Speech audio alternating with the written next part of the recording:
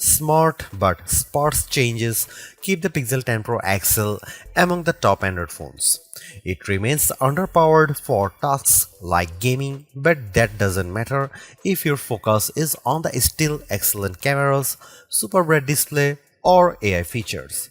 Just be aware that to get the most out of those features, you will have to wait for updates or for Google's tools to get to grips with your data. The Google Pixel 10 Pro XL is named in part after its size, but to get to grips with how good a phone it is, it would be wrong to focus on physical qualities alone.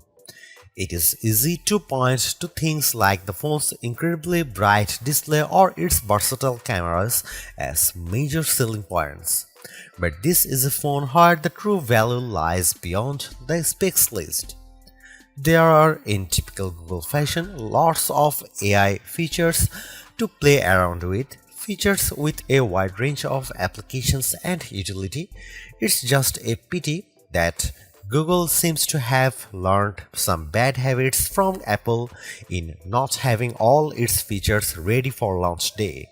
Plus, Google flagship phones' inherent weakness in terms of power remains, even if battery life has improved. As the final big Android phone launch expect this year, I have been testing the Pixel 10 Pro XL against its main competition and also the latest iPhone just in case you are considering switching to or from an Apple phone. It's resulted in some of the most interesting phone comparisons of 2025 and I am thrilled to be able to take you through them. You might be surprised to hear that the Pixel 10 Pro XL's camera are identical to the Pixel 9 Pro XL's, at least on paper. The 50 megapixel main, 48 megapixel ultra-wide, 48 megapixel 5x telephoto, and 42 megapixel selfie cameras are unchanged from the 2024 model, as all the upgrades are located on the softer side. Here we can see some camera samples of the Google Pixel 10 Pro XL. Let's kick off the comparisons with main camera shot of a cottage. We see the first evidence of the Pixel 10 Pro XL's apparent default processing priority, balancing the brightness of all colors in the shot. This is perhaps why the Pixel shot is much warmer, with the Galaxy S25 Ultra's image being cooler and brighter. Against the iPhone 16 Pro Max, the Pixel 10 Pro XL also looks less bright but punches up the colors in return. The trees in the background in this view across a park are much easier to make out in the Google photo. And how does it compare against the outgoing Pixel 9 Pro XL? This photo of disused telephone box shows that the Pixel 10 Pro XL gives slightly stronger colors on the blue end of the spectrum, but is otherwise identical to the Pixel 9 Pro XL's image. In the night mode, with our subject being mini bottle of Henderson's relish, we see the Pixel 10 Pro XL struggle to capture the light compared to the Galaxy S25 Ultra, but the Pixel does have less of a red color caused by the curtains in the room than the S25 Ultra, which could be an advantage in some cases. Switching to the ultra-wide cameras and looking over a small stream in a wood, the Pixel's image pales compared to the S25 Ultra's far brighter shot. This is likely as a result of the Pixel's relatively small sensor not capturing as much light and the post-processing not being able to do enough to compensate. Macro mode also uses the ultra-wide sensor, comparing to the Pixel's effort against of the iPhone 16 Pro Max of a pink flower. The Pixel's shot is darker, again likely because of its small sensor, but the image still has good contrast as we can still make out the detail in the flower's center.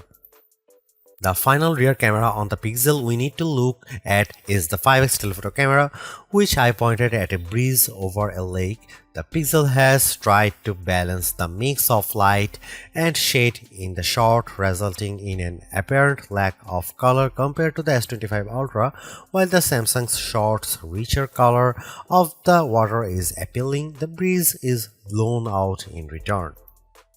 The Pixel 10 Pro XL's telephoto camera offers up to 100x max magnification for the first time, except with the power of ProRes zoom. Images at the level are still legible, albeit potentially inaccurate, but let's start at a less extreme 50x. Zooming in on a milestone's curved lettering, it's already obvious that the Galaxy shot is noisier than the Pixels, but based on my own observation, the Pixel has over-smoothed the stone, removing some of the texture in an effort to clean up the shot. At 100x, this effect is even more noticeable. A stone that's been sitting outdoors for who knows how long is unlikely to be as smooth as the Pixel's shot would have you believe. But in terms of legibility, while both photos still show the lettering clearly, the Pixel shows them in crisper detail. When exporting the images, the Pixel 10 Pro XL conveniently gives you both your original ProRes zoom shot and the processed version, allowing some interesting comparisons. For instance, we have here a church window about 1000 feet away from where I was standing as I took the photo. It's an impressively sharp shot, but the Pixel's processing system seemed to have read the stone bars between the glass as wood, adding a vertical grain effect. While the detail of the brickwork has been impressively recovered, it shows a big limitation of these generative detail enhancing tools. It shows you what's likely to be there rather than what truly is there. Google enhanced some of the camera's associated features, such as making best take active automatically with enough photos and offering 50 megapixel resolution for portrait modes. But the all-new feature, and the one I spent the most time with, was Camera Coach, the new photography teaching tool that's accessible right from the viewfinder.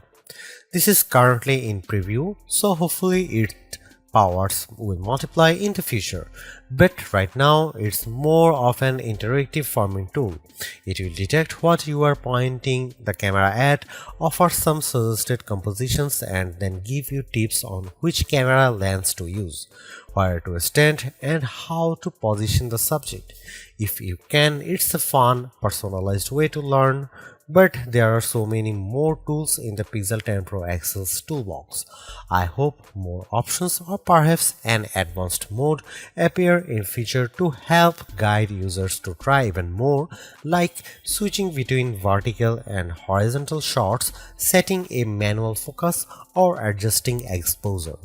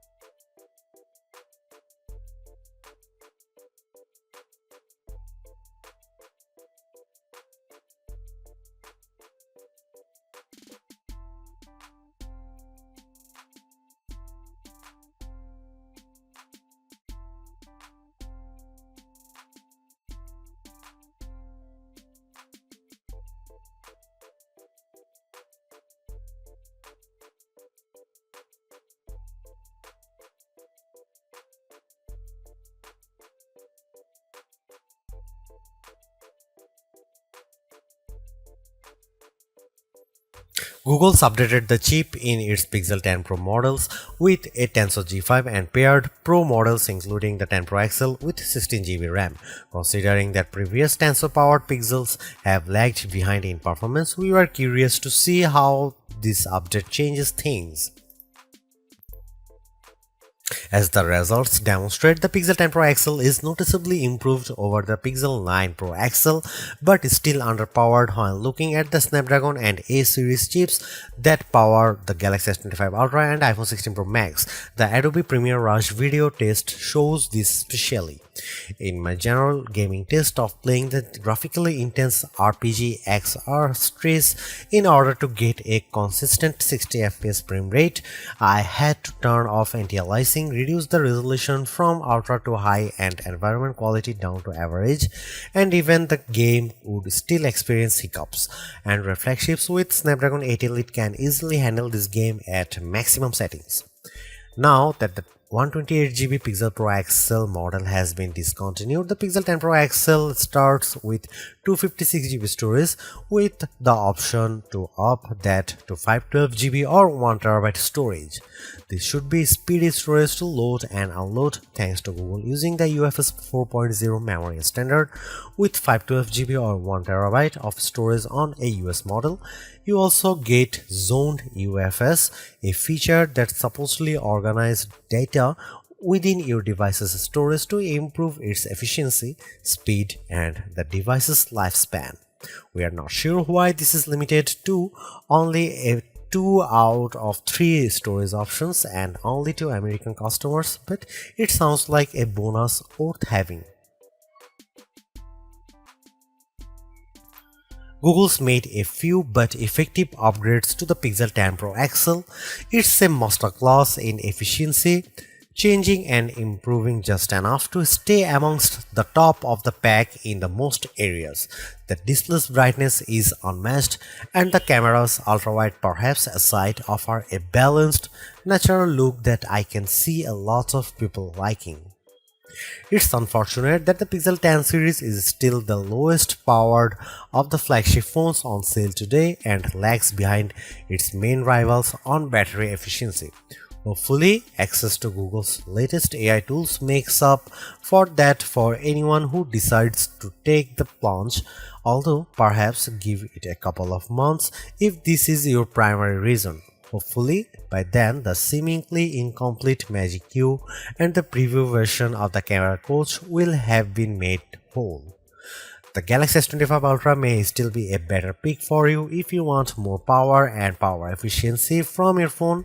The Pixel 10 Pro may also be a better fit than the XL, considering you only sacrifice display size and battery life for a cheaper phone that's otherwise just as capable as its larger sibling. But the Pixel 10 Pro XL is the most capable and competitive of Google's latest batch of phones. If you are buying a phone right now and want best-in-class software combined with top-tier hardware, this Pixel is probably the one to pick.